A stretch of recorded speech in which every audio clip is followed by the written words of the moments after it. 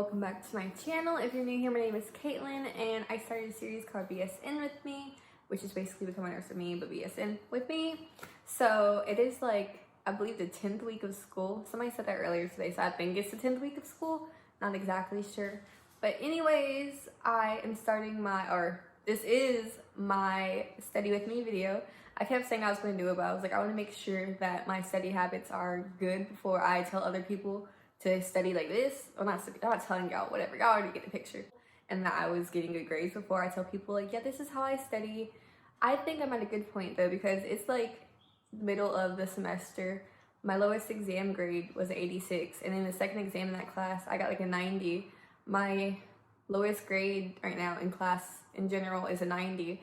So I feel like I am good enough to tell people like how I study. My main thing is that you cannot study for every class the same. Like how I study for patho, I don't study the same way for like my med-surg class, or I don't study the same way for like foundations or like my health assessment class. So my main thing is like you cannot study for every class the same. For instance, do you need to memorize stuff, or do you need to understand the concepts and know what to do in case something happens? Like, you can memorize your whole entire study guide or memorize the whole entire PowerPoint for a class, but do you know how to apply that knowledge? I'm going to show you what my study guides look like. So I told y'all that I have binders like in my supply haul video, but that changed. Everything's changing. I was like trying to get into my groove. I'm sorry my door's open because I was letting my dog like go out on the porch and look. Anyways, I told y'all that I have binders, but I don't use binders right now because it was just too difficult to hole punch everything. So I have these little, it's like you slide your papers in basically. It's super easy. You get 3 of these for like $1 at the Dollar Tree. And these things come in clutch, let me tell you. So I'm gonna show you my study guides. These are my study guides. These are the ones that are already complete. Like I separate them by each test. So this is Foundations Test 2 study guide. What is this? This is it's called Care Provider at my school, but this is like Med-Surg 1. This is that study guide. This is like the last exam I took, I think, maybe. And I'll get more into this because this is something I also study differently for. And then Health Assessment Test 2. Another Foundation study guide. And then I have my patho one with like this cute little thing in front. And so I thought this would be like a good time to make this video this week because I have 2 different exams this week, which will show you how I'm studying differently for both of these exams. But for my Med-Surg 1, Care Provider, whatever you call it at your school, something new that I did that I feel like got me a higher grade is that I don't know how to concept map. They always say, make sure you do concept maps, concept maps, concept maps. I don't know what a concept map is. I don't know how to concept map. So I just do what I think a concept map is. I think this is a concept map. It's my version of concept maps. So don't judge me and say that this is all colorful because I know it is, but like each color means something and it is so helpful for me. So I have like this. This is what my concept maps look like, what is beneficial for me. This is for heart failure. And then peripheral vascular system. It's organized to me. It's organized to my standards and what I understand most. And I don't know what this is. I think this is stroke. Is it? Oh, headaches. Oh, yeah, basically I have each color meaning something as always. And I got a 90 on my second test that I did this for. And on the first one I got 86. And so basically what I wanted to do was put like the main thing in red, like the main things to remember are in red, systolic, you know, tips, everything. And then blue, the main thing you want to know, or I want to know I guess, is the interventions. What are you supposed to do? What are you supposed to do if you see like signs of something? What are you supposed to do first before you give something? What are you supposed to do? So you always want to know the interventions. Study the interventions for literally everything, what position you want to sit people in. Study all of that. If you want to take their vitals before you give them medications, what are their vitals not supposed to look like? If your patient's systolic blood pressure was to be like 72, would you still administer a beta blocker to them? It's like easy, it's simple, but you want to know what to do if you're given a situation. And then in pink, oh, where's it at? In pink, I have my signs and symptoms, so what am I supposed to look for? And just have everything color-coded so that I know what I'm looking at. And that is for my Med-Surg Care Provider class, because all this is like scenarios on the exams. So what are you supposed to do? So I can study like the PowerPoints, whatever, study guide all day, but what am I supposed to do in certain scenarios? And then I have my health assessment class, which is, it's super basic. And my main thing that I do for this class, what I do for every class basically, is break things down chapter by chapter and group things together. So I feel like my notes are like all unorganized, but if I break things down and go chapter by chapter, it's way more easier to master a chapter before you move on to the next chapter. And then I have my patho class, and for this class, I love patho so much. This is my favorite class ever, and I keep getting mad because I'm one question away from getting the highest score every single time. But for patho, my goal is to memorize literally everything in the notes, PowerPoints, everything. Memorize, memorize, memorize. This is solely memorization. Everything else you're applying your knowledge, but for patho, it's memorization.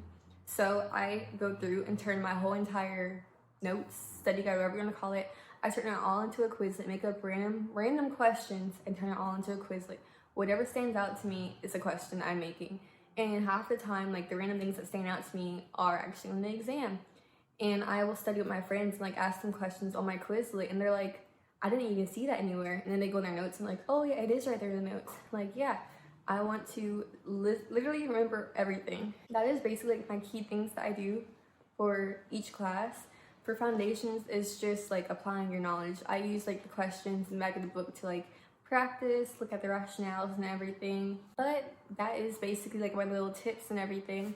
Also, whenever I'm taking my exams, I'll go through one time, you know, do my answers, whatever, blah, blah, blah. And then I'll go through about 2 or 3 more times and say why I think that's the right answer. Like, I want to rationale it myself, basically. Like, why did I pick this one instead of the other ones? Our dean literally told us, do not change your answer unless God or whoever you believe in is right there on your shoulder telling you, like, oh yeah, change it to this. Do not change any answers. Do not overthink at all. Do not add more to the question. If they're giving you a scenario, do not add more. Don't be like, oh, maybe this happened. Maybe they're sick, and maybe don't add random things to it. Just literally read the question straight off and do not add more to the story. I also like to flag every question that I am uncertain of, because I want to know a possibility of like how many questions I got wrong. So I flag everything and I memorize like how many I got wrong, and I'll go through specifically to those to like see why do I think this is the right answer. And I'll start about 12, 15 questions and still end up like a 92, a 90 or something like that. So that's very helpful to me, because I'm like, dang, I'm about to get like a 70 and then come back out with like a 90 or like a 88. And I'm like, okay, well, this ain't too bad. So those are like my main tips for studying and taking my exams. Also, whenever I study, I like to listen to study music, basically, like binaural beats. I don't listen to music with words in it because I get distracted so easily. I can't watch movies. People say that they have like a TV show playing or like a movie playing. I can't do that. I use an app on my computer called Be Focused Self Timer, and basically it just tells me like, okay, study for 30 minutes. Okay, you have a 5-minute break, and then like I have like a 15-minute break, and I basically just follow that with my phone on Do Not Disturb. Like, I'm not answering the phone unless these 30 minutes are up. Don't call me. And I still people call me twice even though like it's on Do Not Disturb. But they got 5 minutes and that's it. Maybe 15 if I'm on that break, but they got 5 minutes. I also like to clean my space before I start studying, because I mostly study at home because it's more comfortable for me to study at home. So I cleanse my area depending on where I am. Right now, I'm going to study in my living room because it's just so nice outside. So I got my windows open, my door open. It's just so nice out here. I also study with friends sometimes. We quiz each other and everything, but I do not want to study with friends yet until I know my stuff. Like, I have to understand the material and know the material before I meet up with people to study. I don't want to get too distracted and like waste my time. So I normally just wait until, you know, I'm ready to study, and we normally quiz each other. I'm going to take you through the week with me, how I studied throughout the week. My exam is on Thursday and Friday, and today is Monday. So this is like quite a long video probably, and I'm out of breath already. I also wanted to say that for my notes, for every class basically, in my notes, this is one that I was writing one. If you can see, So I just printed out and wrote on it. But anyways, that's not the point. The point was that my notes are literally the PowerPoint. Like I turned the PowerPoint into this format. So this is the whole entire PowerPoint. And then I started typing because it saves more time if I type while listening to the lecture. Instead of like keep pausing and going back, pausing and going back, whatever. But basically, this is the whole entire PowerPoint, word for word. I converted it to like this format.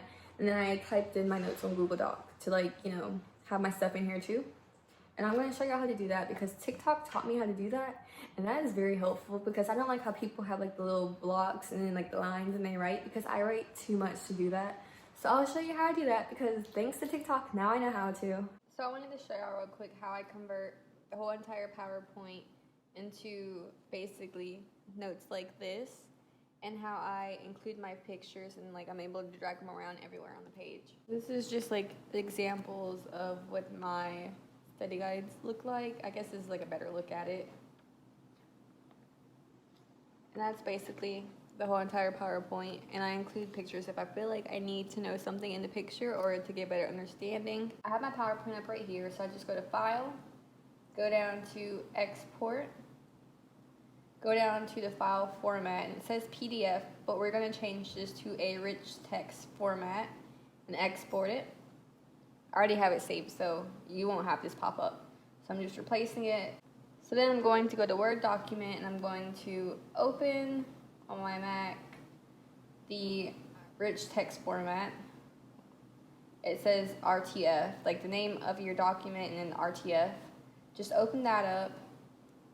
And this is basically it. I just like to highlight it real quick. So basically I highlight it, I change it to 12-point font, and then I will go to Times New Roman, and I'll just format it if that's not how I want mine to look. But this is basically the whole entire PowerPoint, and I'll show you how I include my pictures now. So let's say that I want to include this picture right here. I'm just going to drag it over. And then I'm going to double tap it. And over here it says Arrange. We're going to wrap the text, and we're going to wrap it behind the text. And then we're also going to go back to Arrange and send it backwards. And so I'm going to resize this, and you can just move it anywhere you want to on the document, basically. So I can move it maybe right here, make it a little bit smaller. There we go, like right there. Instead of it like blocking all the words out, basically, you can just move it freely. You probably already know that, but I just learned that, so I wanted to show y'all. So I just wanted to show y'all my little setup that I have going on in my dining room, living room, whatever you want to call this. I have my textbook because I like to go back to my textbook, and also they have like these green blobs, if you see it. These little green blobs that are very important to know. So I'll go through my textbook and like include things that weren't in the notes or in the lecture. Then I have my notes from the lecture right here. And then here I have the PowerPoint on my iPad, and I have like the notes pulled up. These are notes that my professor already types in the comments section. So I like to go back through because he always like underlines or bolds things that are important to know. So I use that material, and then I also use like the green blobs. Also, my notes to basically make a Quizlet. And my Quizlets are like maybe 250 questions, and that's a lot. I know that's a lot, but it's actually helpful, like typing it out and then going back through and re-looking at it. And it flies by whenever you're studying it, I promise you. So the main things that I want to look at are things that are in bold, things that stand out to me, things that I underline, things that my professor underlined, things that he bolded, things that were repeated, stuff like that. And then I just turn them all into questions, and I'll give you an example of like a question that I make up. So I have this app on my computer, and it basically tells me like study 30 minutes, take a break for 5 minutes, and it basically times me itself, so I don't have to worry about it. I have my phone on Do Not Disturb, and you can see my friend always calls me. Every single time I go on Do Not Disturb, he calls me. So, phone Do Not Disturb, iPad, computer Do Not Disturb. I will get back to it in like 30 minutes. So I set that all the way to the side. Don't check it until the 30 minutes are up because I will get distracted and not do what I'm supposed to do. So here we have my professor underlined and bolded these words. That's something that I need to know. So I'm going to turn this into a question. It's about the tunica intima, media, and externa. So I'm going to literally type what he said word for word, but just turn it into a question. So my question is going to be, what is the innermost layer of the artery wall that is composed of thin layers of endothelial cells I spell wrong all the time, so please ignore that. that releases substances, react to chemical mediators, and responds to blood content. And then describe the answer, tunica, intima. Like that, basically. Just turn everything word for word because you want to know all the functions of whatever the word is or whatever the organ, whatever it is. You want to know the function of it. So you literally write it down word for word.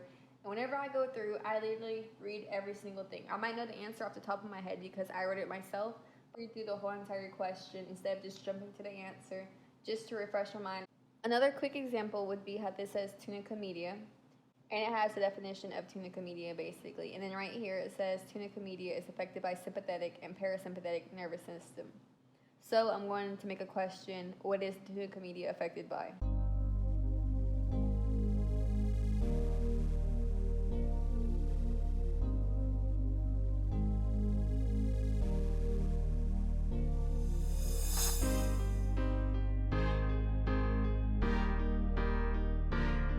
So I wanted to show y'all real quick another example of how I do my questions. You see I'm on question 204, and I'm not even halfway done yet. They do get pretty long, but anyways, so here is basically like a sentence. This isn't really a question, and I just like did acetylcholine causes muscle movement, whereas blank allows it to be smooth muscle movement. And then right here, I included like a bit more information so that I'm basically reading more information and getting this into my head and associating it with each other. And then I have my answer over here, dopamine. So I just basically put like notes into questions. And then one more thing that I do is that for symptoms of diseases and disorders, I like to make it into scenarios like a patient is present with apathy, a shuffling gait, drooling, low monotone speech, decreased blinking rates, a visible hand tremor, and difficulty swallowing. What might their disorder be? And then Parkinson's disease. So I just like do different scenarios with the symptoms, and then like the question is, what is their disorder? What is their disease? And then that's the answer. So my free days, quote unquote free days, the days I don't have lab or clinical or anything, I use that whole entire day to study. And lucky for me, my free days are on Wednesdays and my exams are Thursdays. So I have like the full day before the exam to just study all day. On the weeks like this week that I have 2 exams, I will wake up early on Wednesday and I'll use the morning to study for my Friday exam. And I use the rest of the day to study for the exam that is tomorrow. So today I studied for my health assessment class, and I'll show you what I did for that. And then I'm going to start studying for the rest of the day for my patho class. This is my setup for my health assessment studying. So I woke up this morning and went through my study guide. And then after I finish a chapter, I go to Quizlet and I do some practice questions on Quizlet. So what I do for Quizlet is I type in the name of the book, the author of the book, which is Jarvis, and then I type in whatever chapter I'm working on. So I'm working on the nutritional assessment, and then I just go through all the practice questions and look at the rationales for everything.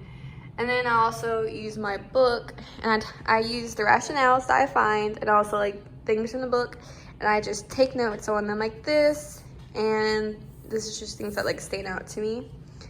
And that's basically what I do to study for health assessment or any class that I need to know like when to do something, how to do something, like rationales behind everything. Before I study my Quizlets, I like to go through them as a multiple choice before going through them as flashcards, because the multiple choice, like I know it as soon as I see the answer, and whenever I take the exams, like I'm going to have multiple choice questions. So I do that first, and then whenever like I actually get into it, that's when I start just going through it as flashcards so I can just get an answer off the top of my head.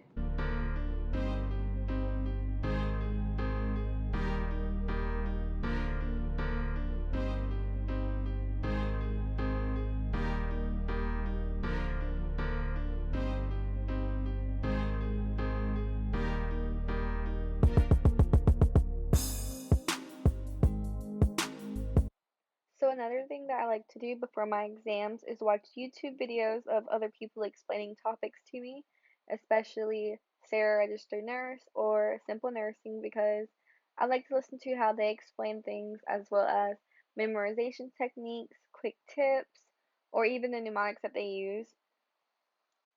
And then the day of my exams, I wake up super early so that I have time to study. For Patho, I'll quickly go through my Quizlet. For any of my other classes, I'll quickly go through my notes, go through my concept maps just to make sure I understand everything. Even though it's only my first semester and I'm only halfway done, I feel like nursing school is not that bad as long as you can pace yourself, as long as you can stay on track with everything, watch your lectures, make sure you have time to study. I feel like you should do well. I also want to say that surprisingly, I'm doing way better in nursing school than I did in my prereqs. Like, I'm doing better than I did in anatomy, which is crazy to me. But I feel like nursing school isn't that bad. But everyone has different experiences. But as long as you are pacing yourself and you're on the right track, if you can keep up with everything, make sure that you're making time to study, you should be good. I hope this video was helpful for you if you are trying to get into your groove and figure out how to study, or if you're struggling, don't be afraid to reach out to me and I'll try my best to help you. I hope you enjoyed, and don't forget to like and subscribe. And as always, let's get this degree.